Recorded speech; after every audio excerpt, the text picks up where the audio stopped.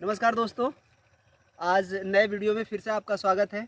और आज एक बहुत ही एक्साइटमेंट वाली वीडियो, बहुत ही बेहतरीन वीडियो आपको दिखाने वाले हैं और लास्ट तक वैसे बने रहिएगा। और एक बहुत ही प्यारी जगह पे जा रहे हैं। हमारे यहाँ पे बिहार में मेरा जो ज़िला है कैमूर ज़िला, और मेरे घर से 20 से 25 किलोमीटर की दूरी पर एक बहुत ही बेहतरीन धार्मिक प्लेस है जिसको मुंडेश्वरी धाम के नाम से जानते हैं। और वो धाम पूरे भारत भर में बहुत प्रसिद्ध है। क्यों प्रसिद्ध है उसके कारण को भी मैं बताऊंगा अभी। तो अभी हम लोग जो है, हमारी ये बच्चा पार्टी है टोटल, और अभी ये लोग घर से हम लोग निकल चुके हैं, गांव से बाहर हैं। तो मैंने सोचा कि आपको एक जनरल इन्फॉर्मेशन दी जाए कि हम कहाँ जा रहे हैं।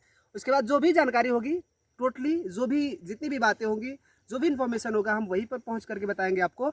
और अभी हम लोग घर से निकल चुके हैं, तो लास्ट मतलब डायरेक्टली आपको ये कह रहा हूँ कि मतलब अब हम लोग वहीं पे मिलेंगे और आपको दिखाएंगे कि वो कौन सा मंदिर है, क्यों प्रसिद्ध है इतना, और क्या कारण है कि पूरी दुनिया में उसका नाम है। ठीक है। और ये हमारा गांव है, सामने गांव दिख रहा है, और ये विंध्याचल पर्वत रेंज है, पूरी चारों तरफ से घेरी हुई है ना। और इधर अगल बगल हरे भरे खेत हैं, बहुत ही बेहतरीन लग रहा है, बहुत ही बेहतरीन नज़ारा है। तो चलिए चलते हैं और मिलते हैं फिर आपसे वहीं।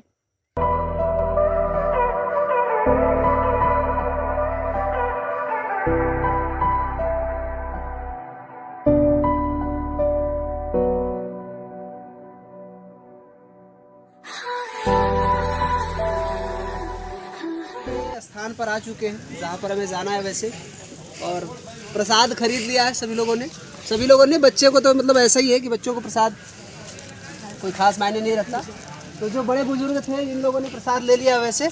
और अब यहाँ आगे थोड़े आगे से हम लोग चढ़ाई स्टार्ट करेंगे, और बहुत ही बेहतरीन चढ़ाई है। लगभग 560 सीढ़ियाँ हैं, और 560 सीढ़ी चढ़ने में हम तो चढ़ जाएंगे, लेकिन हम तो इस छोटू का देख रहे हैं और उसका देख रहे हैं, है ना, कि पता नहीं कैसे चढ़ेंगे ये लोग। देखते हैं कैसे भी कर करके सहारा लेकर के इनको चढ़ाएंगे। और एक बात और बता दें कि इधर से बाइक से भी जा सकते हैं और 4 व्हीलर की भी जाने का रास्ता है, लेकिन हम लोगों ने प्रीफर किया कि हम पैदल ही जाएंगे वैसे। और यहाँ पर रोपवे भी बन रहा है अभी बिहार में राजगीर के बाद में, नवादा ज़िले में पड़ता है राजगीर वैसे। तो राजगीर के बाद जो है रोपवे यहाँ पर डेवलप किया गया है। अगर कोई चाहे तो रोपवे से भी जा सकता है, लेकिन हम लोग पैदल ही चलेंगे। देखते हैं चढ़ पाते हैं कि नहीं चढ़ पाते हैं, क्या रहता है, कैसा रहता है हालचाल हम लोग का। ठीक है, नारा लगा दो एक बार। मुंडेश्वरी माई की जय, मुंडेश्वरी माई की जय। यहाँ से लगभग 526 सीढ़ियाँ हैं। 560 मैंने गलती से बता दिया था, लेकिन पता करने पे यहाँ पे पता चला है कि 526 सीढ़ियाँ हैं। तो यहाँ से हम लोग शुरू करेंगे चढ़ाई, और देखिए कैसा क्या रहता है। और आइए देखते हैं। रियल जानते हो क्या है? रियल किसी का ना दोस्तों। आधा रास्ता कवर हो चुका है, थोड़ा और दूरी रह गई है। और वैसे बाइक से आने के लिए और 4 व्हीलर से आने के लिए रास्ता है। चाहते तो आ सकते थे, लेकिन सभी ने बोला सीढ़ी चढ़ करके चलेंगे। इनका हाल देखिए, ऐसा लग रहा है कि हाँ इनकी, अरे दादी ना बाहो कहाँ बताई।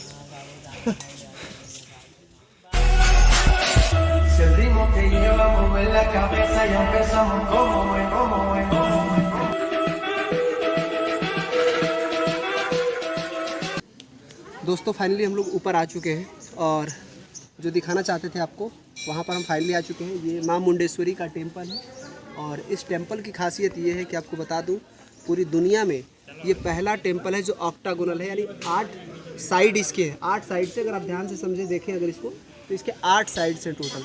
ऊपरी स्ट्रक्चर नहीं बन पाया है। इस मंदिर के इतिहास के बारे में कोई खास जानकारी नहीं है, लेकिन हाँ ऐसा कहा जाता है कि इसका निर्माण लगभग आज से 1800 से 1900 साल के बीच उदय सेन नाम के किसी शासक ने करवाया था। ऐसा प्रमाण शिलालेख में ऐसा मिला है ना, लेकिन वैसे पुख्ता तौर पर कोई इसकी जानकारी किसी को नहीं है।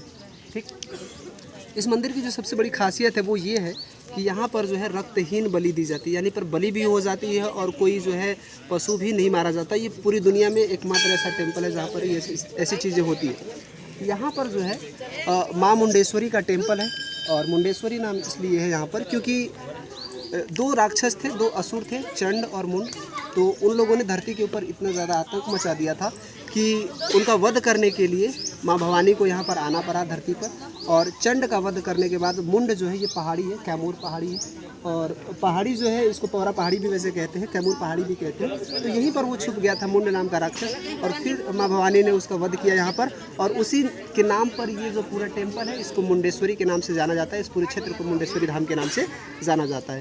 ठीक है, बाकी आप अगर ध्यान से देखेंगे, अभी आपको मैं दिखाऊंगा, बहुत सारे पत्थर के जो स्ट्रक्चर है यहाँ पर पड़े हुए हैं, और ये सारी की सारी मूर्तियाँ हैं, मूर्तियों के स्ट्रक्चर्स यहाँ पर पड़े हुए हैं। और ऐसा कहा जाता है कि एक आध बार भूकंप के ऐसे झटके आए हैं जिसकी वजह से बहुत सारी मूर्तियाँ दब गई थी।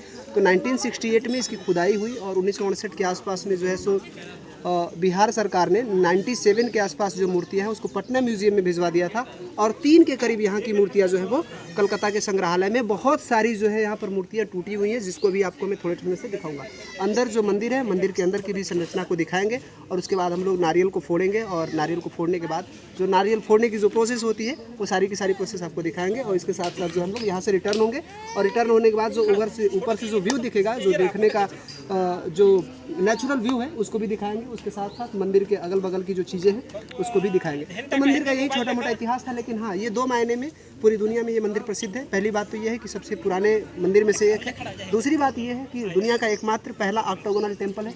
तीसरी एक और खासियत ये है कि रक्तहीन बलि यहाँ पर दी जाती है, यानी कि बकरे को, जो भी बकरे होते हैं उनको माँ मुंडेश्वरी जो यहाँ पुजारी हैं, तो माँ मुंडेश्वरी के यहाँ से जो है चावल के दाने लेते हैं, और वहाँ से उसको ऐसे उसकी बॉडी के ऊपर मारते हैं, और बकरे जो होते हैं वो बेहोश हो जाते हैं, और लगभग 4, 5, 10 मिनट तक वो बेहोश रहते हैं।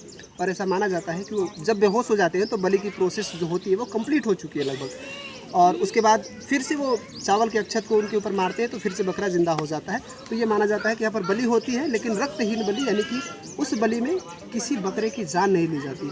तो ये अपने आप में यूनिक है और बहुत ही अच्छा इनिशिएटिव है, लेकिन कुछ कारण हैं जिसको देखने की ज़रूरत है। जैसे बिहार सरकार, अभी नीचे हम लोगों ने कुछ टैक्स दिए यहाँ पर, और वो ट्रस्ट को जाता है, मुंडेश्वरी ट्रस्ट को जाता है, और उस हिसाब से डेवलपमेंट यहाँ पर देखने को नहीं मिल रहा है। उसके साथ साथ जो है यहाँ पर टेम्पल है, कुछ क्षरण भी हो रहा है, तो इसको सुधारने की ज़रूरत है, और जो बिहार सरकार है इसके ऊपर मुझे उम्मीद है कि अच्छे तरीके से काम करेगी। आइए आपको कुछ जो भी थोड़ी थोड़ी चीज़ें होंगी जो देखने में अच्छी लगेंगी आपको दिखाते हैं, तो बाकी जर्नी आनंद करते हैं। ठीक है,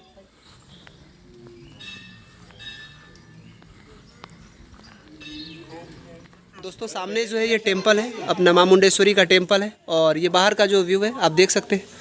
और यहाँ पर हमारे सामने पंडित जी हैं जो कि टीका लगा रहे हैं सभी लोगों को, और यहाँ जो है नारियल फोड़ने की प्रोसेस होती है। तो हमारे साथ के जो बच्चे हैं वो नारियल फोड़ेंगे। मैं जब 1 2 3 बोलूँगा सब एक साथ में फोड़ोगे ना, और एक बार में पानी निकालना है उसका, ठीक है? अरे इतनी तो पावर है यार तुम्हारे यहाँ कि मतलब एक बार में पानी तो फोड़ ही सकते हो, है ना? चलिए 1 2 3। बहुत बढ़िया, बहुत बढ़िया। फोड़ दिए सब लोग। और यहाँ पर ये जो शिवलिंग दिख रहा है आपको, यहाँ पर जो है सो पानी को गिराना रहता है। ये जो है ये शेड है, इसी शेड के। और अगर नारियल ज़्यादा, क्योंकि नवरात्रि में भीड़ बहुत ज़्यादा हो जाती है, तो नारियल का पानी बहुत ज़्यादा निकलता है। तो यहाँ से देखिए आप साइड से जो है पानी निकालने का जो है वो कोई बात नहीं है, दूसरा चेंज करवा लेंगे। वो बोला हाँ वो निकल रहा है। ठीक है दोस्तों, एक चीज़ मैं करेक्ट करना चाह रहा हूँ। अब करेक्ट करना क्या है, ये जो आसपास के जो लोग हैं वो ये कह रहे हैं कि ये भूकंप के झटके से नष्ट ना हो करके, और ऐसा कहा जाता है कि इसको औरंगजेब ने जो है इसको नष्ट करवाया है।